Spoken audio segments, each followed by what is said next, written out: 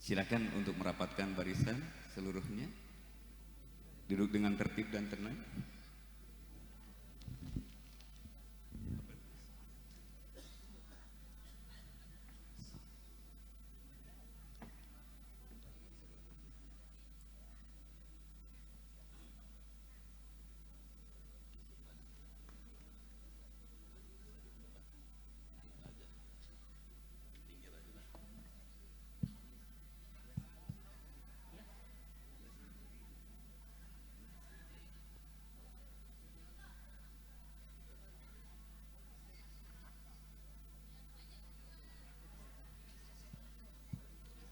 Assalamualaikum warahmatullahi wabarakatuh.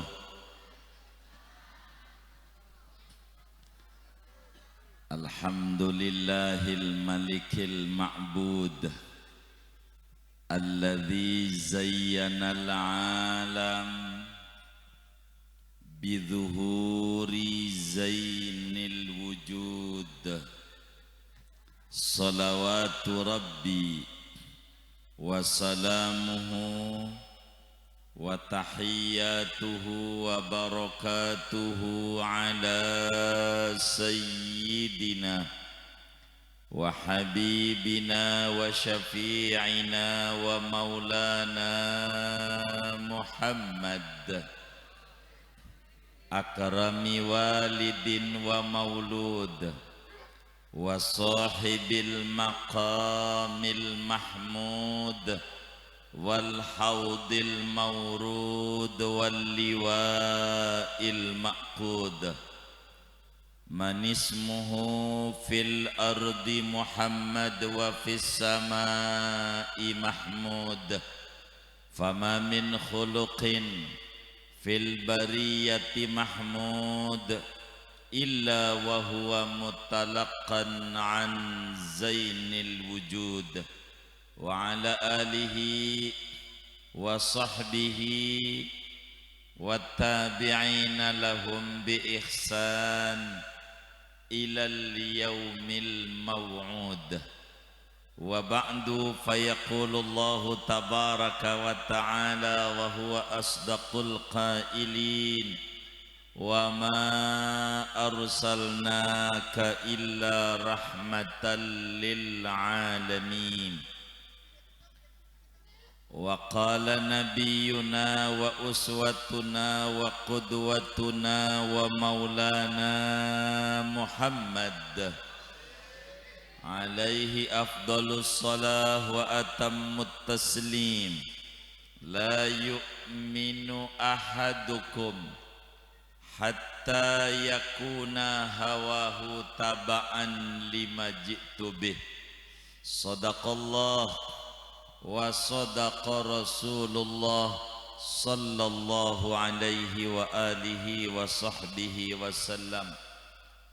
Hadratil mukarramin wal muhtaramin, para alim ulama, para asatid wal asatidah, segenap para kesepuhan, para tokoh masyarakat, tokoh lingkungan, aparatur pemerintahan, wabil khusus kesepuhan kita, guru-guru kita, Ustaz Haji Ahmadi LCMA, orang tua kita, Bapak Haji Sabeni, Bapak Haji Munasik, Bapak Haji Husin, juga ketua musola kita, Musola Nurul Yakin, Bapak Haji Acip Santah beserta jajaran pengurus lainnya. Kita berdoa bersama, mudah-mudahan beliau-beliau semuanya diberi sehat walafiat, dimudahkan urusan-urusannya oleh Allah, sehingga terus mengayomi, menuntun dan membimbing kita bersama. Amin ya rabbal alamin. Segenap panitia pelaksana Maulid Nabi, Bapak Ibu, saudara-saudara sekalian yang mulia,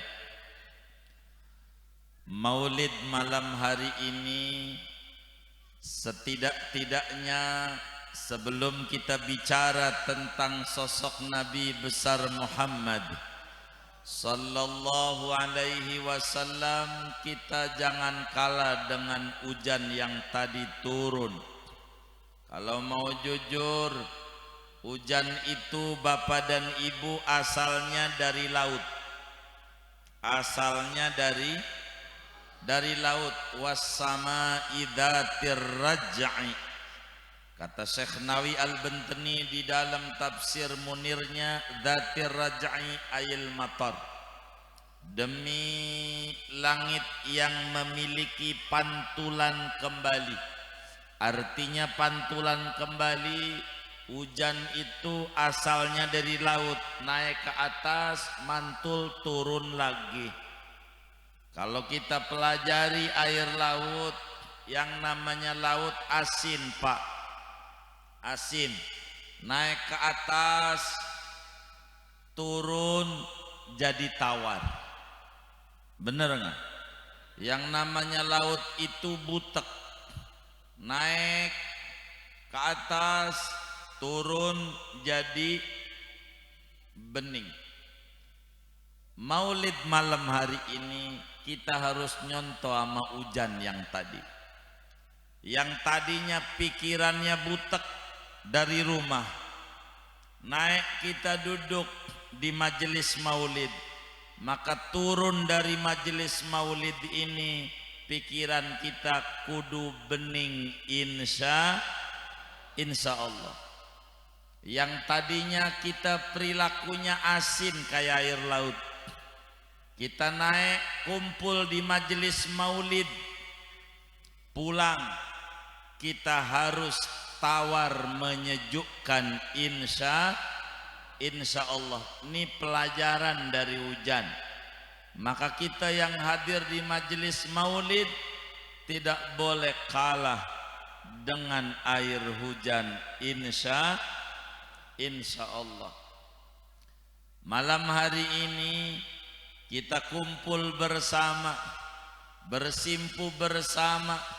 Allah ringankan kita punya langkah kaki, Allah dorong kita punya hati untuk duduk bersama pada acara yang sangat mulia, mengungkap ulang sosok sejarah kehidupan manusia mulia yang kemuliaannya andai ranting-ranting pohon dijadikan pena, air laut dijadikan tinta untuk melukiskan kemuliaan demi kemuliaan yang ada pada pribadinya, sampailah air laut itu kering, 1% pun daripada kemuliaan yang ada pada pribadinya tidaklah terungkap tuntas tentang sosok Nabi besar Muhammad sallallahu alaihi wa alihi wasallam. Betapa tidak, karena sang Nabi ini istimewa, baik sebelum lahirnya maupun ketika lahirnya, sampailah beliau ada di alam dunia, sampailah beliau sudah pindah ke alam barzakh, kemuliaan demi kemuliaan yang ada pada dirinya amat sangat luar biasa, sehingga pentingnya kita mengadakan maulid Nabi. Moga-moga dengan hadirnya kita Allah muliakan kita dunia dan akhirat kita, amin ya rabbal alamin. Saudara, kita maklumi bersama Rasulullah sallallahu alaihi wasallam lahir pada malam Senin tanggal 12 Rabiul Awal, kira-kira jam 4 pagi menjelang adzan subuh. Dari sana kita bisa paham kenapa waktu dini hari waktu mustajab, karena waktu itu adalah waktu di mana lahirnya Nabi besar Muhammad sallallahu alaihi wasallam. Nabi lahir dalam keadaan yatim, tidak lihat dia punya ayah karena umur 2 bulan ayahnya meninggal dunia, Sayyidi Abdullah bin Abdul Muttalib. Hiduplah Nabi Kemudian biasa bangsa Arab ditetein oleh Siti Halimatus Sa'diyah. Kurang lebih 4 tahun ada di Taif. Namanya Kampung Dhuwaibi atau disebut Kampung Sa'ad. 4 tahun. Baru umur 4 tahun balik ke rumah ibundanya Sayyidah Aminah bintu Wahab. 2 tahun dengan ibundanya umur 6 tahun. Diajak ziarah oleh ibunya ke kubur ayahandanya di Madinah, di Bani Najjar. Setelah ziarah baru nyampe Abwa, belum nyampe Mekah, meninggal dunia ibunya. Maka umur 6 tahun sang Nabi jadi yatim piatu. Lalu Nabi ikut kakeknya Sayyidina Abdul Muttalib, nama aslinya Syaibatul Hamdi. Lalu kemudian 2 tahun, umur 8 tahun kakeknya meninggal dunia, saudara. Ikut pamannya Abu Thalib. Abu Thalib nama aslinya Abdu Manaf. Abdu Manaf punya anak pertama laki-laki namanya Thalib, maka disebut babanya Talib, atau bahasa Arab namanya Abu Thalib. Umur 12 tahun ikut dagang. Umur 25 tahun Nabi menikah dengan Sayyidah Khadijatul Kubra. Kemudian umur 35 tahun terjadi perselisihan besar ketika Ka'bah itu roboh, siapa yang berhak meletakkan Hajar Aswad. Maka Nabilah pemersatu. Umur 39 tahun 6 bulan Nabi khalwat di Gua Hiro. Dipilihlah ini Gua Hiro karena dari situ Ka'bah kelihatan. Saat itu yang namanya Ka'bah kelambunya enggak hitam putih, jadi walaupun bukan purnama kelihatan. Maka tepatlah malam Senin, saat itu Nabi umurnya 40 tahun, diproklamirkan oleh Allah, dilantik oleh Allah menjadi Rasul yang misinya wa ma arsalnaka illa rahmatan lil alamin. Umur 40 tahun.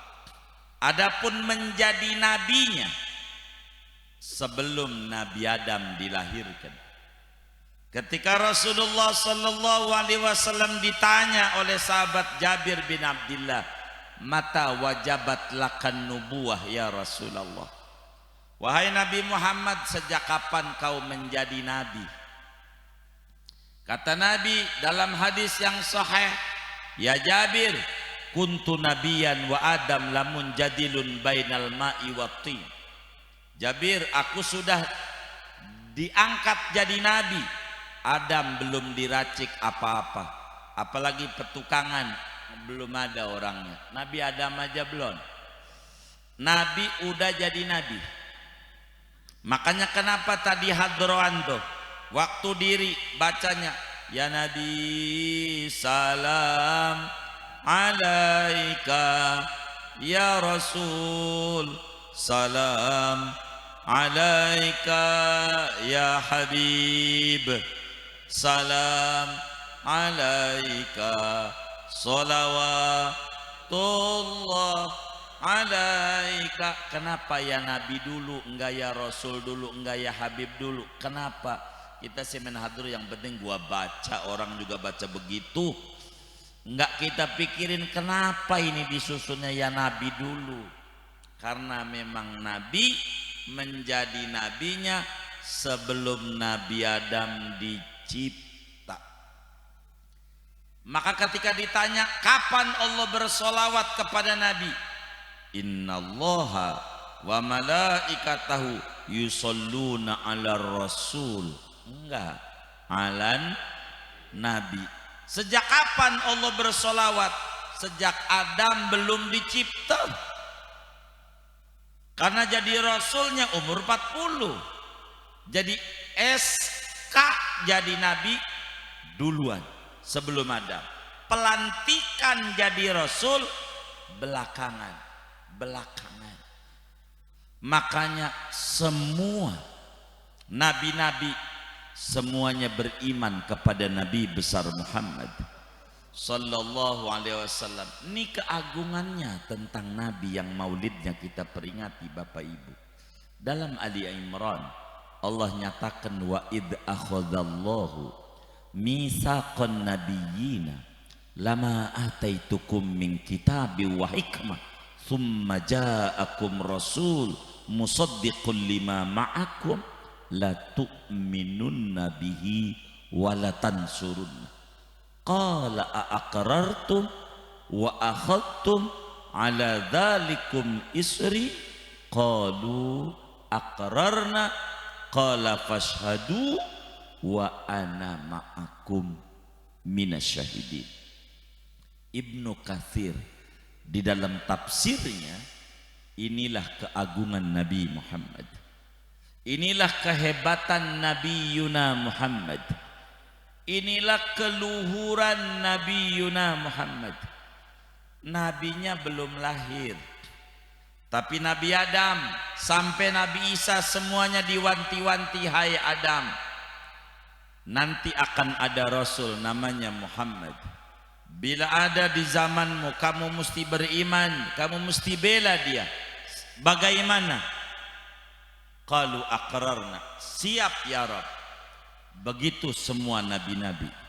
Belum ada Nabi Muhammad, tapi semuanya menyambut kedatangan Nabi besar Muhammad sallallahu alaihi wasallam. Nabinya belum lahir, nabinya belum ada di alam dunia, tapi disebut-sebut sama semua nabi-nabi yang ada 124.000 orang nabi, rasul yang ada 315 rasul, semuanya mengabsen dan mewanti kepada umatnya, bila Anda ngalamin di zaman lahirnya Nabi Muhammad, Anda kudu ikut kepadanya, amalin ajarannya, kau harus mutabaah kepada dia. Nabinya belum ada. Inilah hebatnya Nabi besar Muhammad sallallahu alaihi wasallam. Malam hari ini, karena dikasih judul teladan utama dalam kehidupan. Saudara, Allah ciptakan kita. Kita hanya mengerti bahwa bila ada meja, mesti ada yang buat meja. Bila ada kursi, ada yang membuat kursi. Bila kita ada di alam dunia, kita yakin bukan bapak ibu kita yang buat kita. Buktinya tetangga kita di Petukangan Utara udah nikah 20 tahun belum punya anak. Ada yang udah menikah pengen punya anak laki, berojol perempuan. Ada yang pengen punya perempuan, berojol lagi laki-laki. Berarti kita bukan bapak ibu kita yang ngadain kita, tapi ada zat lain yang maha luar biasa, itulah yang ngadain kita, itulah Tuhan. Hanya bagaimana kita cara bersyukur kepada Tuhan yang nyipta kita. Tuhan ini namanya siapa? Maka Allah utus seorang Rasul untuk membimbing bagaimana pola kehidupan kita, tuntunan dalam kehidupan. Maka Nabi ini saudara hadir di tengah-tengah kita, mengajarkan tentang peradaban. Saya tidak akan keluar dari judul yang ada, teladan utama dalam kehidupan. Ini malam ini kita ngaji sampai adzan subuh. Gimana Pak? Ini yang benar nih.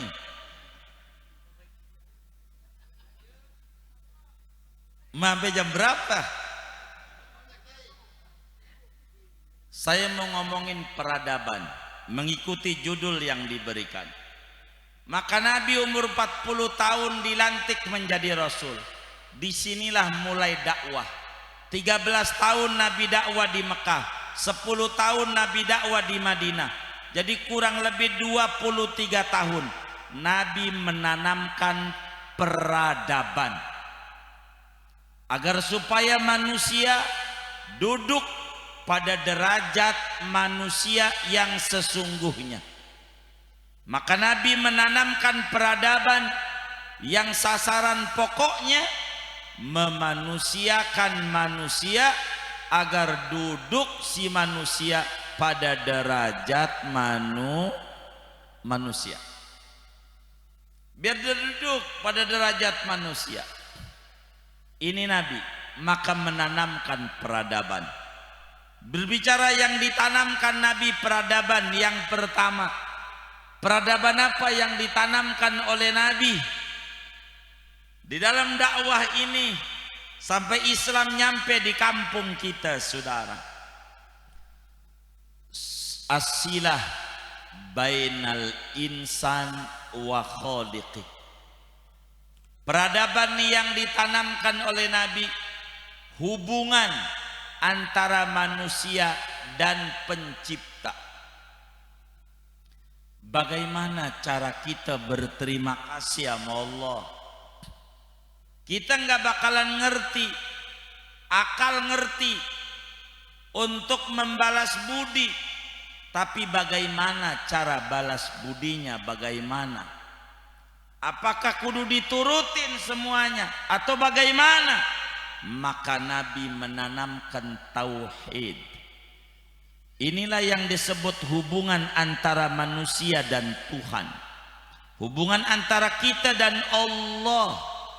Peradaban pertama yang ditanamkan oleh Nabi besar Muhammad sallallahu alaihi wasallam, bagaimana menanamkan akidah yang benar. Jangan sampai yang ngasih makan siapa, nyembahnya kemana. Jangan sampai yang ngasih makan siapa, yang disembah siapa. Jangan sampai keliru berterima kasih. Jangan sampai kita tidak mengerti terima kasih. Anjing, saudara, anjing. Tadi ada anjing lewat gede banget. Anjing, tahu anjing nggak? Andai di petukangan ada orang punya anjing, dikasih makan nih Pak Bu, pagi, siang, malam, pagi, siang, malam, pagi, siang, malam, kasih makan 3 bulan enggak pre-pre, kasih makan 3 bulan aja. Kira-kira anjing ini nurut enggak sama yang ngasih makan? Nurut enggak? Kenapa nurut? Kenapa nurut? Mengerti balas budi. Mengapa nurut? Mengapa nurut? Mengerti balas budi. Kata anjing,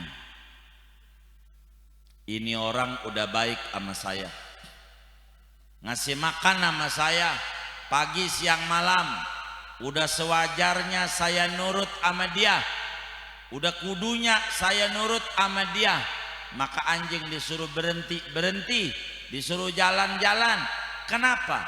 Karena mengerti berterima kasih. Maka Nabi sebagai tuntunan dalam kehidupan kita, teladan dalam kehidupan kita, yang pertama ditanamkan hubungan antara kita dan Allah Subhanahu wa ta'ala. Pertanyaannya malam hari ini, saya mau nanya dan jawabannya harus kencang. Telinga saya ini rada kurang dengar belakangan ini. Ini yang hadir nih di petukangan Nurul Yakin, udah dikasih makan sama Allah udah berapa bulan? Ini sampai malam ini nih, udah berapa bulan? Ya Allah, berbulan-bulan, udah bertahun-tahun. Ada yang malam ini nih udah dikasih 60 tahun, 70 tahun, ada yang 50, ada yang 40 tahun, ada yang 30 tahun, no yang kecil mungkin 10 tahun. Anjing 3 bulan dikasih makan, nurut sama yang ngasih makan. Maka kita manusia kasih makan sama Allah bukan 3 bulan, bertahun-tahun, sampai nih malam. Kalau kita nggak nurut sama Allah, kayaknya ama anjing masih tinggian. Bener nggak? Bener nggak? Ama anjing masih tinggian anjing. Anjing 3 bulan nurut ama yang ngasih makan. Masa kita bertahun-tahun enggak nurut ama yang ngasih makan? Maka kita belum duduk sebagai manusia pada derajat manusia seutuhnya.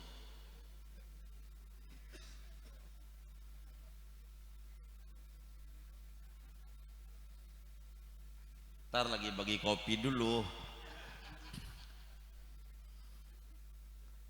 Bagi dulu dah. Ya, bagi.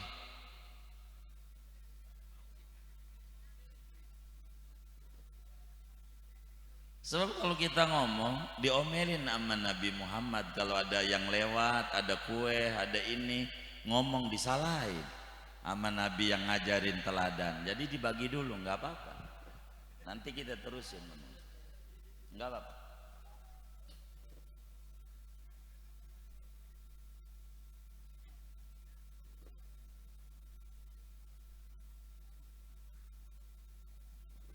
Udah? Baik. Nabi menanamkan peradaban. Yang pertama, hubungan antara manusia dan Allah Subhanahu wa ta'ala. Hubungan dengan Allah.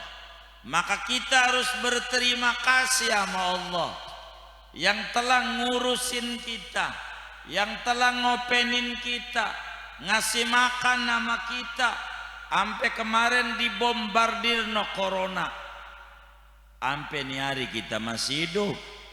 Bener nggak? Masih makan nggak? Berapa kali sehari? 3 kali. Udah termasuk bakso belum? Mie ayam, siomay, batagor. Enggak pantas ngeluh, enggak pantas. Enggak pantas. Maka Nabi hadir menjadi teladan dalam kehidupan kita. Kita harus banyak terima kasih sama Allah Subhanahu wa ta'ala. Terima kasih. Bagaimana terima kasihnya? Diatur tata ibadah oleh Nabi besar Muhammad sallallahu alaihi wa alihi wa sahbihi wasallam. Diatur. Maka Nabi menjadi teladan. Teladan. Nabi itu saudara, badannya wangi, keringatnya wangi. Sahabat beliau Anas bin Malik, dan saya yakin di petukangan nggak ada yang kayak Anas bin Malik. Anas bin Malik lahir 10 tahun sebelum Nabi hijrah ke Madinah. Saat Nabi ada di Madinah, Anas umurnya baru 10 tahun. Ibunya namanya Ummu Sulaim, bapaknya namanya Malik. Malik meninggal dalam keadaan kafir. Maka nikahlah Ummu Sulaim dengan Abu Tolhah. Abu Tolhah bapak tirinya Anas. Anas ikut Nabi 10 tahun. Maka kemudian ketika nikah Anas minta doa ibunya Ummu Sulaim sama Nabi. Nabi, doainlah pembantumu Anas ini, doain. Maka doa Nabi, ya Allah beri Anas anak keturunan yang banyak, bener semua. Maka anaknya Anas bin Malik 127 orang. Berapa? 127 ya. Bisa dilihat tuh di dalam kitab Nurul Absar fi manaqibi ali baitin Nabil Mukhtar, berkat doanya Nabi Muhammad. Jadi kalau mau ngadain pilihan RT, jadi anak doang sama mantu udah menang.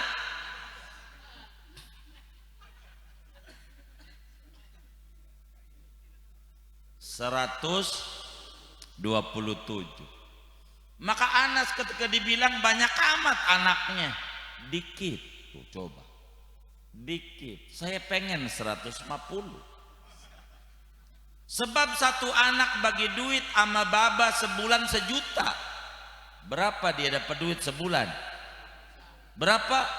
127 juta, 3 bulan kebeli kontrakan lagi, 3 bulan kebeli kontrakan lagi.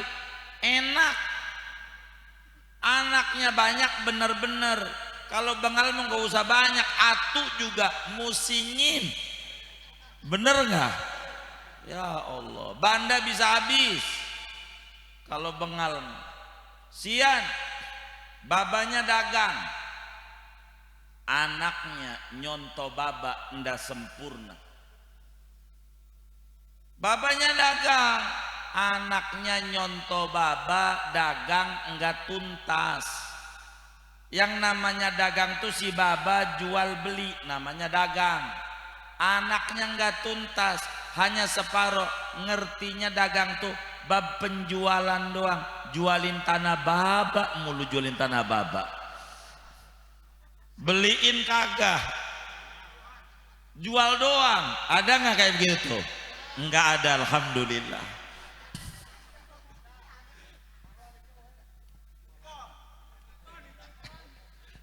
Yang mana Pak? Ya Allah, kita doain bagian son sehat walafiat.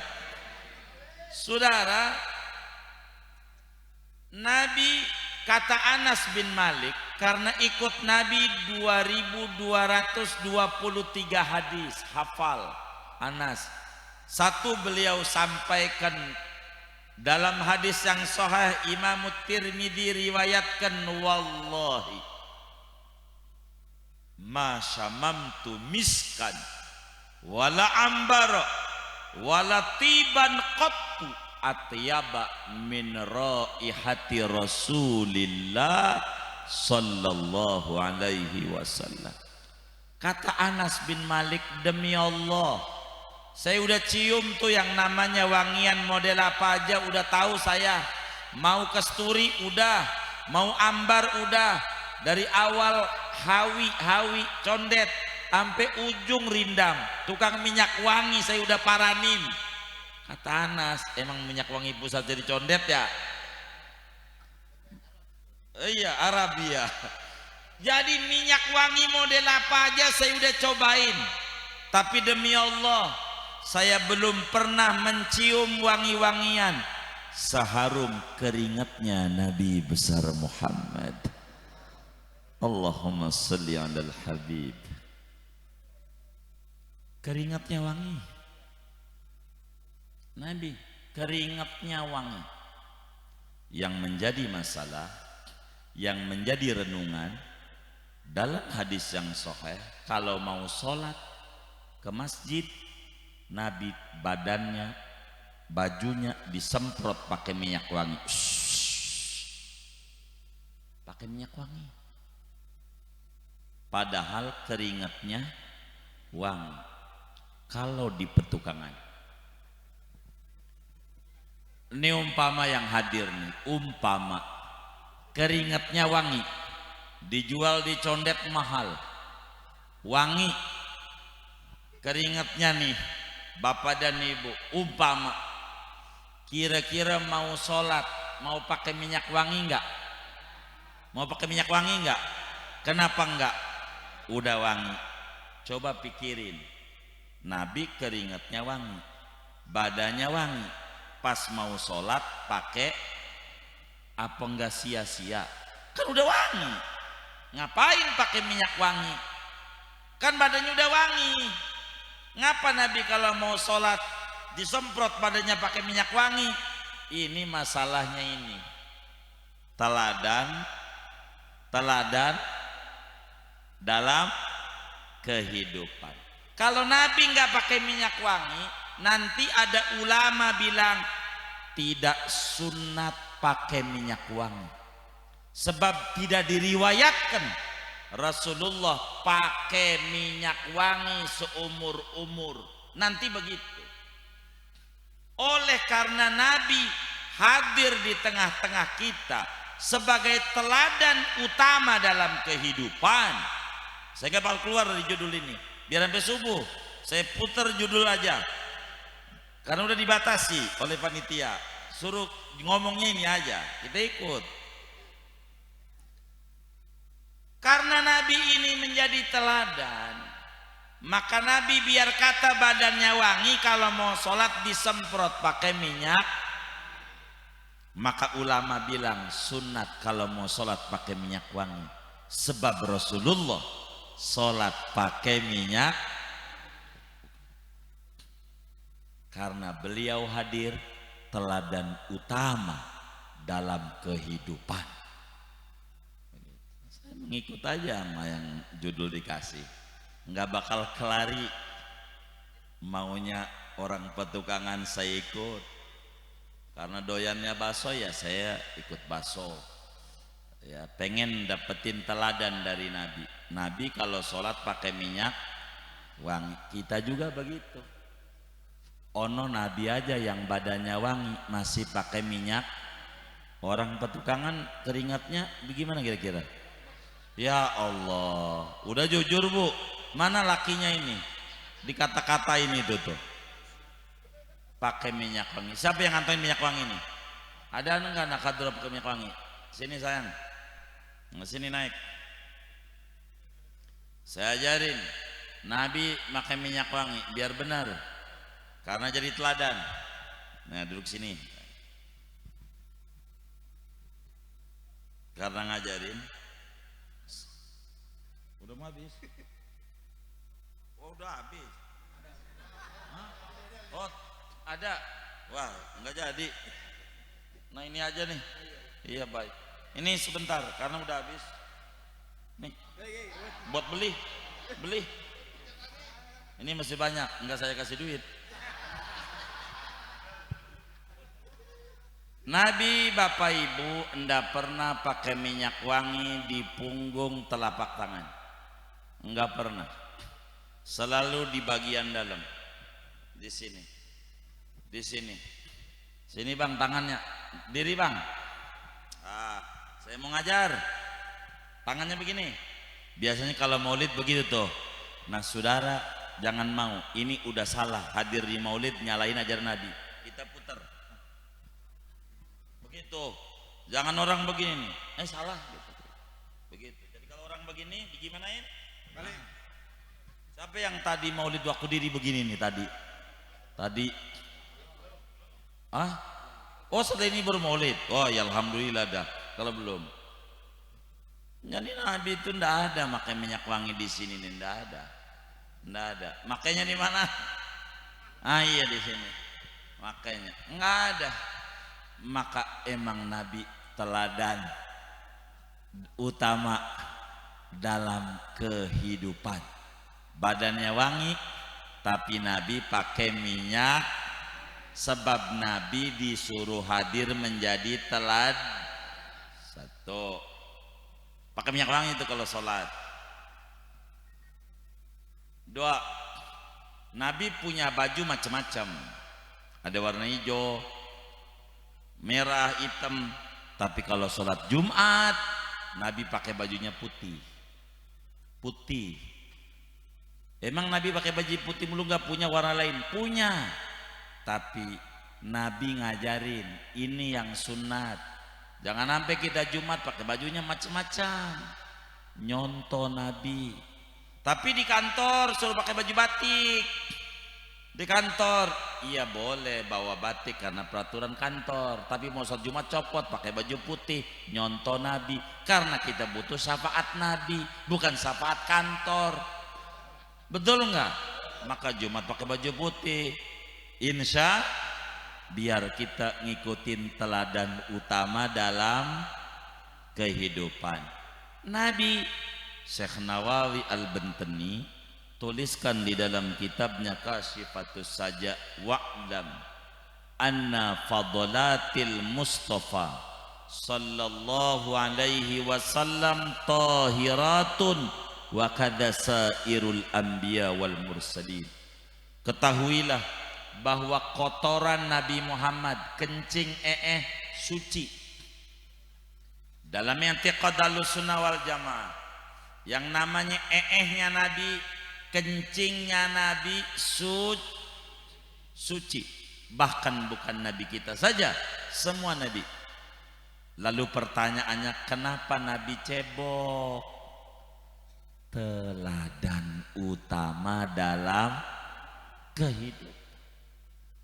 Ini Nabi hadir karena Nabi sebagai teladan. Teladan apa? Satu, membangun keteladanan antara kita dengan pencipta. Kedua, biar cepat, Nabi membangun keteladanan asilah bainal insan wad dunya. Nabi membangun peradaban antara kita dan dunia. Kita dan dunia ini ada adabnya. Maka kata Nabi ketika ditanya, untuk apa kau diutus hadir di tengah-tengah kita wahai Nabi Muhammad? Innama bu'istu liutammima makarimal akhlaq. Akhlak dengan siapa? Dengan dunia. Bagaimana membangun hubungan kita dengan dunia? Kita saudara orang petukangan harus paham, dunia ini kayak lautan. Dunia ini kayak laut. Bagaimana tuh maksudnya dunia kayak laut? Yang namanya laut ada ombak. Yang namanya laut ada ombak. Sebelum kita lahir, laut itu ada ombak. Sampai nih malam nih, laut itu ada. Sampai kita mati, laut mau tetap ada ombak. Kadang gede, kadang kecil. Tugas kita bukan untuk mencela ombak. Tugas kita menghantarkan perahu dari Merak sampai Bakauheni, dari Tanjung Priuk sampai Tanjung Karang. Itu tugas kita. Adapun ombak besar, ombak kecil, ini memang sudah karakteristik daripada laut, mesti ada ombak. Nabi membangun peradaban hubungan kita dengan manusia, dengan dunia. Maknanya dunia ini negeri ujian. Inna hadhihi dunya darul bala la darul jaza. Dunia ini negeri ujian. Karakter dunia ada ujian. Ini dibangun nama Nabi biar ngerti kita. Sebelum kita lahir, dunia ini negeri ujian. Sampai nih malam, dunia ini negeri ujian. Sampai kita mati, dunia ini negeri ujian. Maka kita jangan alergi sama ujian. Ini Nabi. Kita jangan alergi dengan ujian. Jangan sampai kita jadi umatnya Nabi Muhammad Sallallahu alaihi wasallam berdoa begini, ya Allah, kami mohon kepadamu hindarkan kami dari ujian ya Allah. Ini ndak ngerti. Yang doanya begini dia salah. Maka dia harus balik sama teladan utama dalam kehidupan. Jangan kita doa, ya Allah, hindarkan kami dari ujian. Ini namanya tindakan bodoh. Ada anak satu SD, dia bilang sama Pak Guru, Pak Guru, hindarkan kami dari ujian. Kata gurunya, baik. Maka temennya kelas 2, kita kelas, kenapa? Enggak ujian. Tahun besok lagi, Pak Guru, hindarkan kami dari ujian. Teman kita kelas 3, kita kelas, sampai teman kita sarjana, kita kelas, kenapa? Kagak ujian. Maka yang doa begitu keliru umatnya Nabi. Emang dunia ini negeri ujian, dan ujiannya itu macam-macam. Ada yang diuji oleh bininya, nyanyi mulu bininya. Ya Allah, ama kaleng rombeng masih nyaringan bininya. Ada nggak yang kayak begitu? Enggak ada, alhamdulillah. Ini curiga menyengir-nyengirnya ini saya. Begini saudara, kita harus pahami perempuan itu tuh, ibu-ibu kita yang di belakang tuh, itu dari Siti Hawa, dari Siti. Nah ini yang laki yang di depan ini dari Adam. Adam tuh ujungnya mim, ujungnya mim, Adam mim. Kalau Hawa ujungnya alif bengkok, alif bengkok lagi nggak diri, ujungnya bukan waw, Hawa. Maka Hawa tuh mangap apa mingkem? Mangap apa mingkem? Kalau bininya bapak mangap, wow, itu emang dari Hawa. Pahami, biasa, biasa, begitu. Jadi ini karakter dunia. Maka ada seorang raja yang adil, bijaksana. Ini luar biasa. Raja daerah Marwa. Marwa itu sekarang masuknya di Iran ya, Marwazi. Irak dulunya. Ada orang namanya Marwazi, kiai dari kampung Marwa maksudnya. Ini raja adil banget, luar biasa. Cuman satu kekurangannya, diomelin bininya mulu. Ini raja, dia pegel nih raja. Bagaimana biar enggak diomelin bini, padahal dia adil banget ini raja. Akhirnya dipanggil menteri-menterinya, ada 100 menterinya.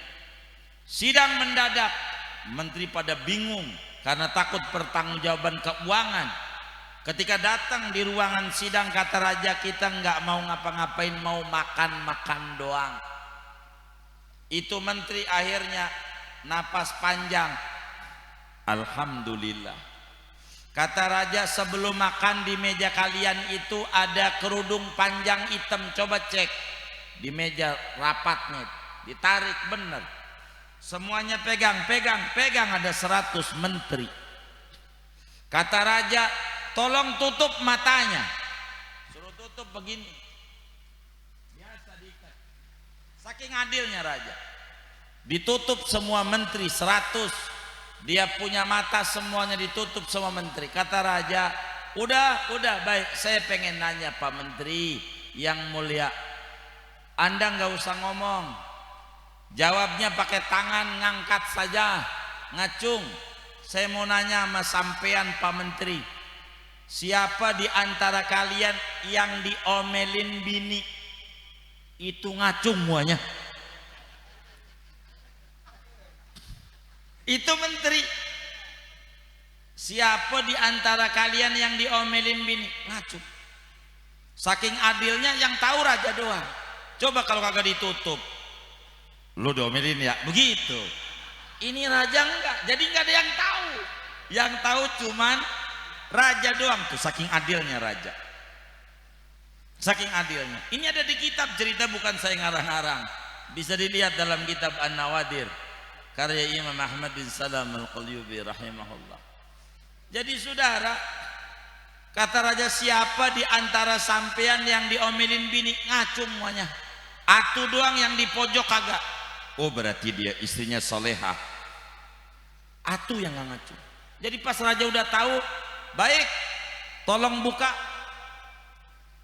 tutup wajahnya, pintu kanan silakan masuk makan. Tapi Pak Menteri yang di pojok makan bareng saya. Tentu kalau bareng raja lebih mewah makanannya. Makannya bareng raja lebih mewah.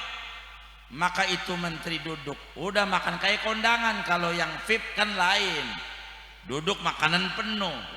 Ini juga makanan banyak. Maka ketika duduk berhadapan sama raja, Bapak Ibu yang mulia, kata raja bilang begini, Pak Menteri, tolonglah bagi amalannya. Amalan apa? Ya biar istri nggak ngomel-ngomel. Kata raja, kata menteri, amalan bagaimana? Kan semua saya tanya, Semua siapa di antara sampean yang diomelin bini pada ngacung Pak Menteri doang enggak, kan berarti istrinya soleha banget. Tolong dong bagi amalan sama saya. Kata menteri, ampun Tuan Raja, bukan saya enggak mau ngacung, sebelum kemari habis digebukin bini. Ono tangan, pengen ngangkat enggak kuat. Kata raja, parahan. Emang juga Hawa tuh perempuan dari Hawa. Biasa aja. Jangan kaget. Jadi kalau bendera merah putih berkibar, yang naikin 2 orang. Yang naikin, yang satu narik, yang satu ngulur. Bagaimana kalau dua-duanya narik? Putus. Itu pelajaran. Kalau saudara pengen rumah tangganya sakinah, mawaddah warahmah, kalau bininya narik urat, saudara ngulur, diem aja.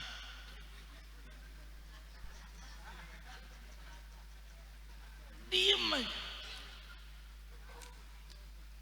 Lihat tuh jagoan-jagoan tuh, tukang pukul tuh. Kan luar biasa galaknya, tapi sama bininya merengkat. Siapa tuh bang? Yang mana?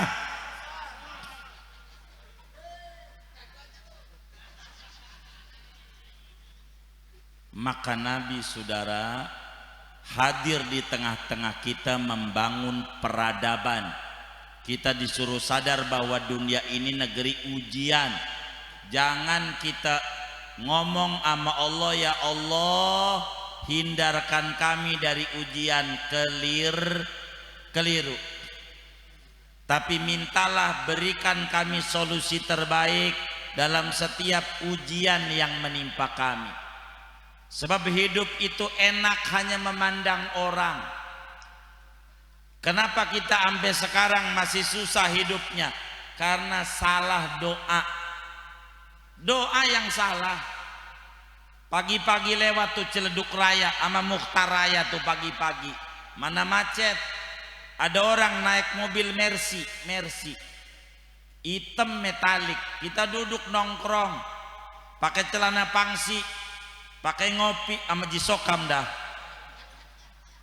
Dia duduk aja, lihat orang tuh mobil Mercy. Ya Allah, tuh orang mobilnya cakep amat ya Mercy, mana hitam metalik lagi, full musik, full AC, kayaknya sampingnya cewek cakep. Ya Allah, gua pengen kayak dia. Tuh doanya, saya pengen kayak dia. Itu yang di mobil karena macet Mukhtar Raya pagi-pagi, liatin kita ngopi. Tuh orang enak banget pagi-pagi pas-pus ngopi. Mana gua lagi diomelin sama bini, bos di kantor ngamuk-ngamuk mulu, anak kena narkoba, ini usaha lagi menurun, dia lagi puyeng. Yang di mobil kita doa, gua pengen kayak dia. Allah ijabah, puyengnya. Orang dia lagi apa? Lagi puyeng, kita pengen kayak dia. Allah ijabah, maka puyeng mulu. Kenapa? Ngelihat dari casing, kelihatannya enak, belum ngobrol. Coba kita ngobrol sama teman kita, nanti kita bakal berkata, parahan dia dari gua, begitu. Karena kita belum ngobrol. Kelihatannya aja enak. Ya Allah, tuh orang girang banget ya, mukul-mukul rebana mulu anak hadroh. Kelihatannya. Coba ngobrol berdua, mumet. Belum ngobrol kita. Maka saya suka bilang sama teman-teman yang model kayak begitu, siapa yang hari ini nggak punya beras, siapa yang hari ini bingung sama anak bayaran sekolah, siapa yang hari ini bingung untuk cicilan, silakan datang ke rumah saya jam 10 malam, kita nangis bareng-bareng. Oh, kita juga puyeng.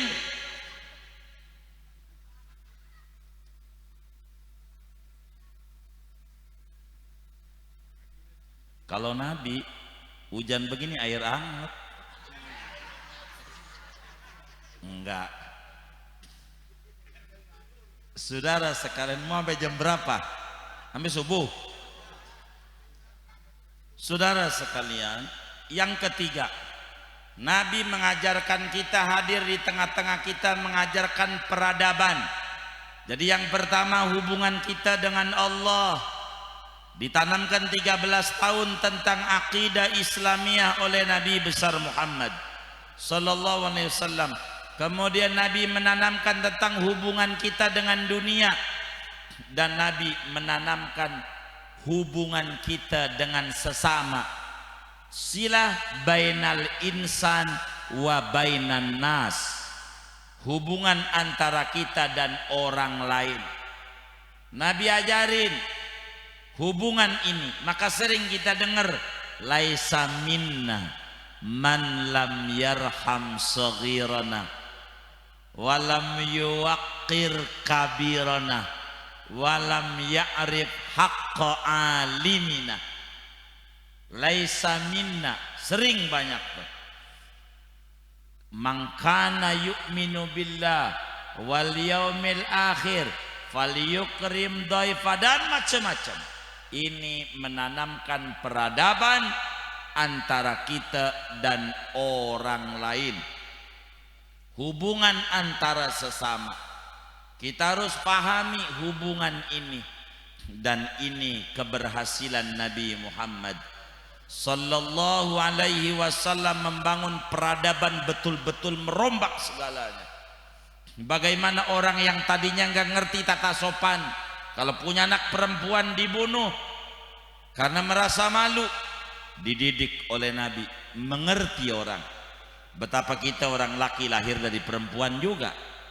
Ini akhirnya orang mulai mikir, menanamkan peradaban, hubungan antara kita dan sesama.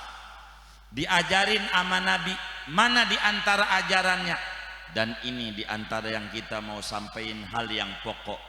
Nabi menanamkan satrul uyub, teladan. Nabi menanamkan satrul uyub, menutup kekurangan orang lain. Satu hari, hadisnya sahih, ada dalam Musnad Ahmad bin Hanbal. Satu hari Bapak dan Ibu, jadi Nabi ini di samping rumahnya ada pondokan, di samping Masjid Nabawi ada namanya Ashabus Suffah. Apa itu Ashabus Suffah? Orang-orang miskin Madinah, miskin Mekah yang gak punya rumah, ditampung oleh Nabi. Makan, kalau Nabi makan dia makan, kalau Nabi gak makan dia gak makan. Pimpinannya Abu Hurairah, kepalanya, lurah pondoknya Abu Hurairah. Itu lurah pondoknya, lurah pondoknya. Hari itu Nabi nggak ada makanan, saudara. Maka ini santri-santrinya Nabi, orang miskin ini nggak makan juga. Dari pagi, maghrib ada yang nganterin makanan, kebuli unta, kebuli unta. Saya mau terangin sama orang petukangan, tahu unta nggak? Unta hasil penelitian. Tadi ngobrol tuh sama Ki Sa'roni. Unta tuh tidak mengandung kolesterol. Begitu penelitiannya. Kata Ustaz Sa'roni tuh, unta tuh ternyata penelitiannya mengandung anaknya.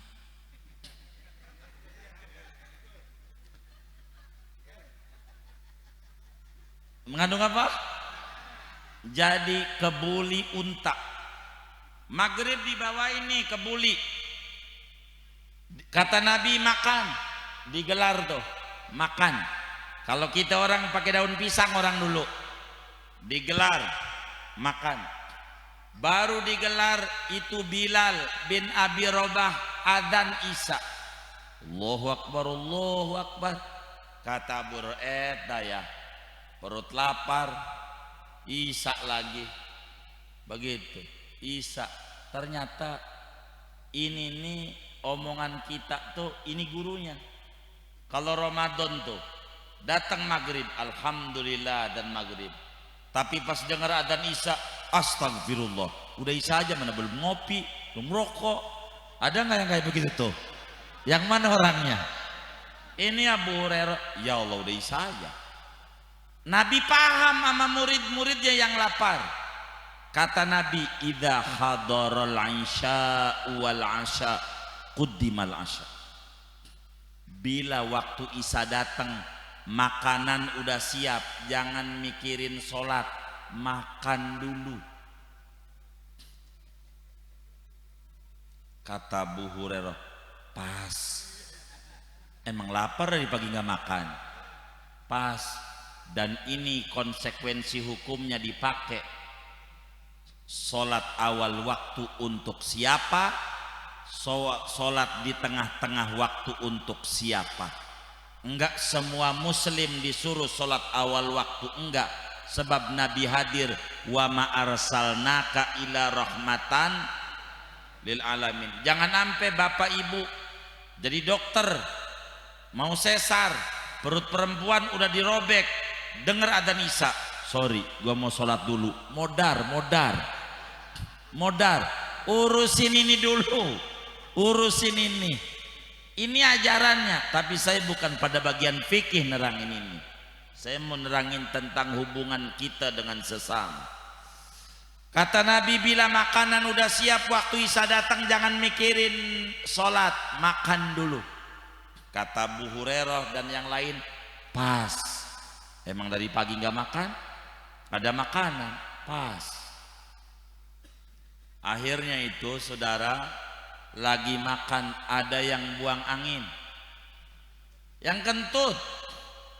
Coba dipikirin di petukangan, dari pagi nggak dikisi apa-apa, isinya perut angin mulu. Kalau bunyi mendingan, ini kagak bunyi,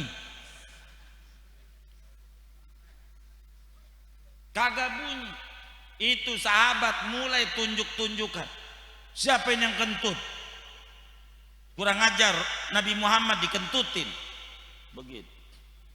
Itu semuanya nggak ada yang ngaku. Jadi ternyata orang kentut enggak ngaku tuh bukan baru, dari dulu. Yang kentut enggak ngaku tuh dari dulu, dari zaman Nabi.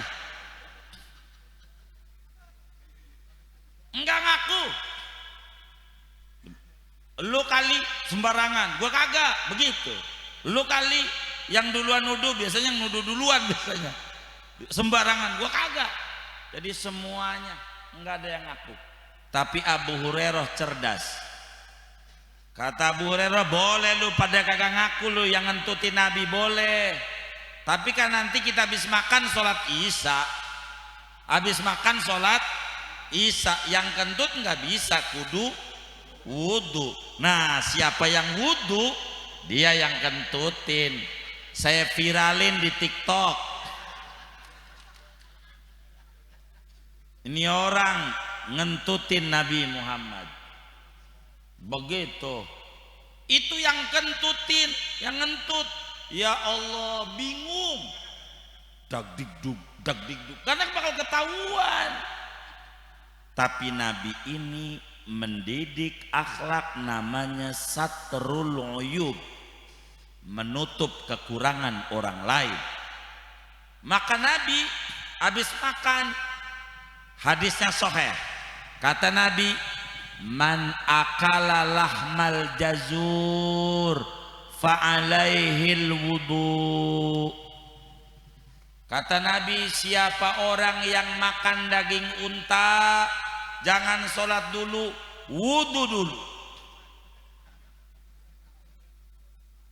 Siapa yang makan daging unta, hendaknya wudu. Maka kata yang kentut nih, selamat.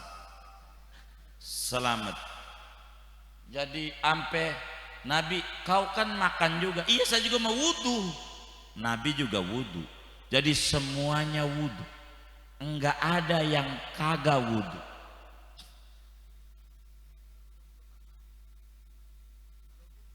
Iya, wong nabinya bilang siapa yang makan daging unta fa'alaihil wudu, maka kudu wudu. Maka seluruh yang makan itu semuanya wudu. Dari sini saudara muncul hukum Imam Ahmad bin Hambal. Di dalam fiqih Hambali seperti di dalam kitab Zadul Mustaqni', fiqih Hambali, di antara batal wudu makan daging onta. Maka makan daging unta wudu batal dalam madhab Hambali. Tandanya Nabi dan para sahabat habis makan daging unta wudu.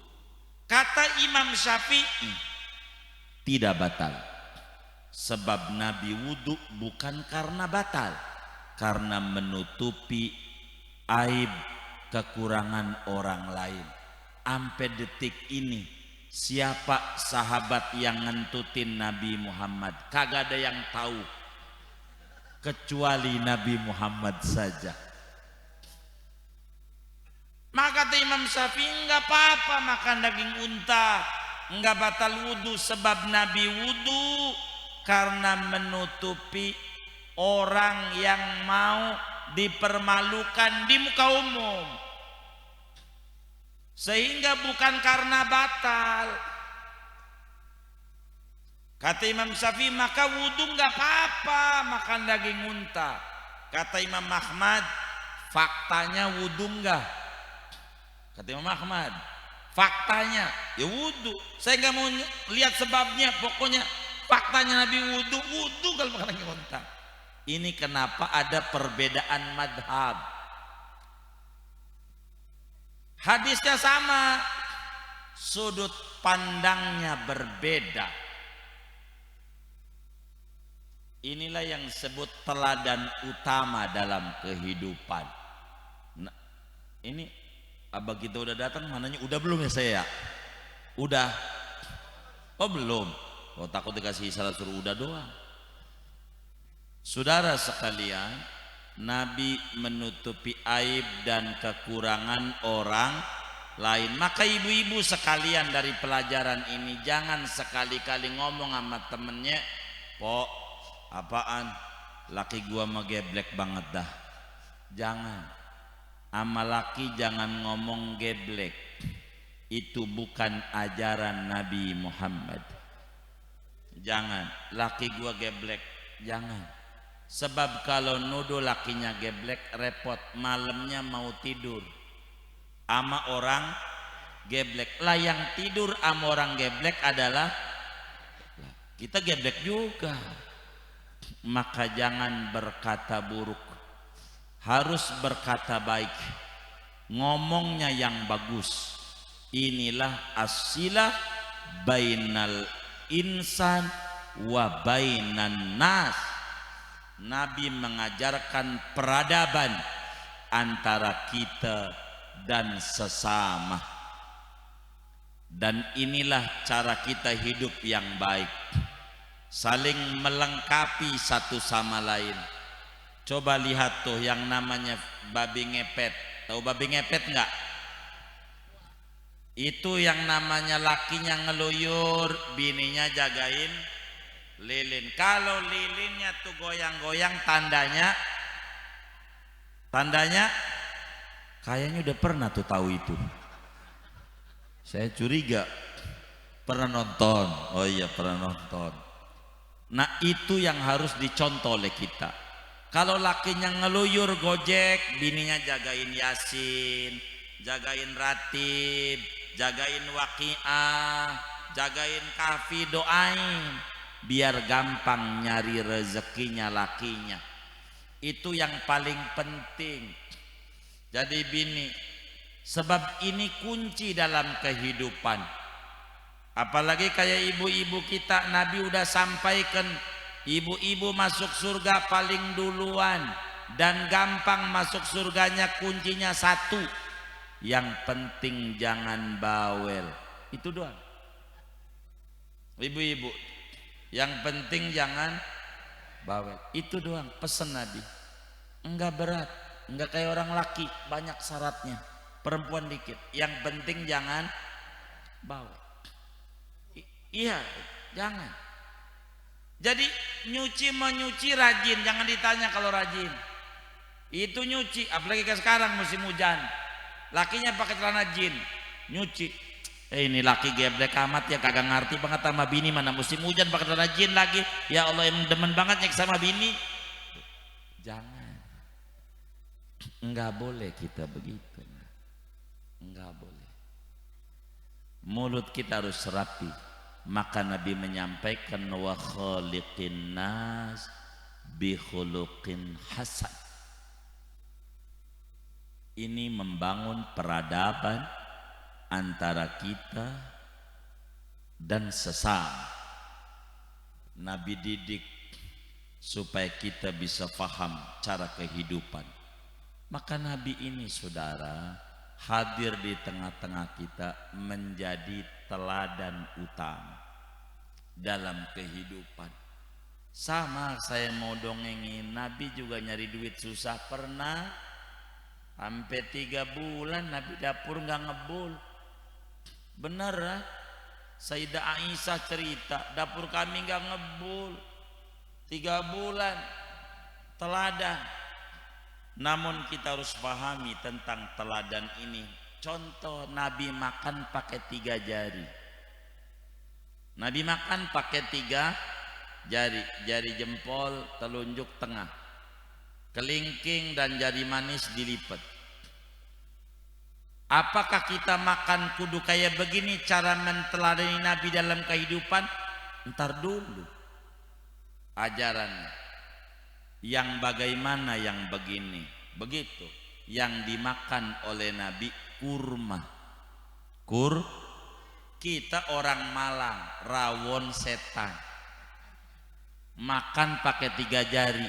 Insyaallah sampai ganti presiden 2024 belum kelar. Jadi ada aturannya. Agama tuh tidak kaku, tidak kaku. Yang bagaimana yang 3 jari? Makan bubur Betawi 3 jari, ya Allah, enggak rapi-rapi. Jadi ada tata dan aturan yang diajarkan oleh Nabi besar Muhammad sallallahu alaihi wasallam.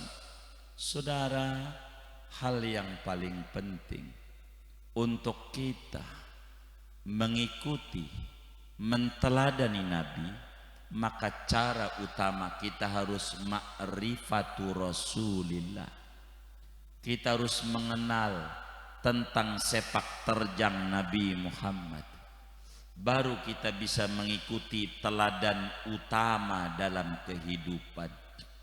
Tapi kalau kita tidak mengenal, sulit untuk menjadi rujukan bahwa Nabi Muhammad menjadi teladan utama kita dalam kehidupan. Maka pulang dari majelis maulid pelan-pelan kita belajar tentang sosok Nabi, bagaimana segala kehidupan Nabi. Nabi kalau pakai baju ngancinginnya dari bawah ke atas, kalau nyopot dari atas ke bawah. Itu Nabi. Kalau kita baju-baju gua, yang pakai gua suka-suka gua, maka enggak bisa selepas maulid ini. Kita harus jadikan Nabi teladan utama. Lihat Cina suka bikin tuh celana jin, Cipulir banyak tuh didagangin, dari Bandung ngambilnya. Pusat tekstil, kadang di Semarang bikin celana. Boleh tanya tuh sama yang pakai celana tuh, resletingnya ngancinginnya dari bawah ke atas, nyopotnya dari atas ke bawah. Ngamalin ajaran Nabi. Cina pantes kaya, punya apartemen, gara-gara ngamalin yang ngadain maulidnya kita, yang ngamalinnya dia. Mulai besok nggak bisa, kita yang harus ngamalin. Insya Allah ta'ala. Nabi bilang kaki yang paling kuat kaki kiri. Kaki kiri, kaki kanan ya. Kaki yang paling kuatnya yang kiri, yang kanan ya. Kanan. Silakan turun dari metro mini, kanan dulu. Jadi yang paling kuat kenapa kiri?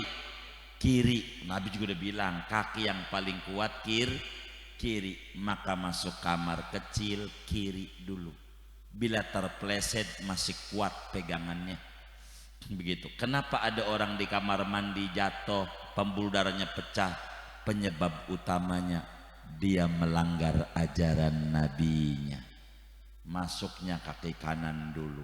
Kaki yang paling kuat kiri. Lihat Jepang bikin motor, standarnya di kanan di kiri. Pantes kaya Jepang, ngamalin ajaran Nabi. Maka Nabi itu teladan utama dalam kehidupan. Kata MC udah segini aja, jadi saya mau nurut sama MC aja dah, segini aja. Udah ngasih syarat sama saya, kasihan ibu-ibu pantatnya udah basah katanya. Jadi kita baca Fatihah, keluarga besar Nurul Yakin, mudah-mudahan dengan hadir di majlis maulid Allah berikan kita semuanya, tidaklah kita meninggalkan majlis maulid melainkan dosa-dosa kita diampuni oleh Allah, urusan-urusan kita dimudahkan oleh Allah. Allah jadikan rumah tangga kita sakinah, mawaddah, warahmah. Anak keturunan kita menjadi hamba Allah yang solehin dan solehat. Allah buang daripada hati kita akhlak-akhlak yang tercela. Allah isi hati kita dengan akhlak-akhlak yang mulia yang diajarkan oleh Nabi besar Muhammad. Kita sepulang daripada maulid makin gemar untuk mengintimkan diri dengan Nabi Muhammad, mengakrabkan diri dengan ajaran Nabi Muhammad, sehingga hidup kita betul-betul di bawah bimbingan Nabi Muhammad. Dengan moto kita, panutan utama kita dalam kehidupan adalah Nabi Muhammad. Mudah-mudahan segala hajat-hajat kita Allah kabul.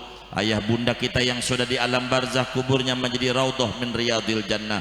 Ayah bunda kita yang masih hidup Allah beri sehat walafiat, dimudahkan urusannya oleh Allah subhanahu wa ta'ala. Dan mudah-mudahan segala orang-orang yang bantu berkontribusi pada acara maulid ini Allah ganti berlipat-lipat ganda, diberikan rezeki yang berkah, usaha yang berkah, qabul hajat dunia hajat akhiratnya, amin. Al-Fatihah.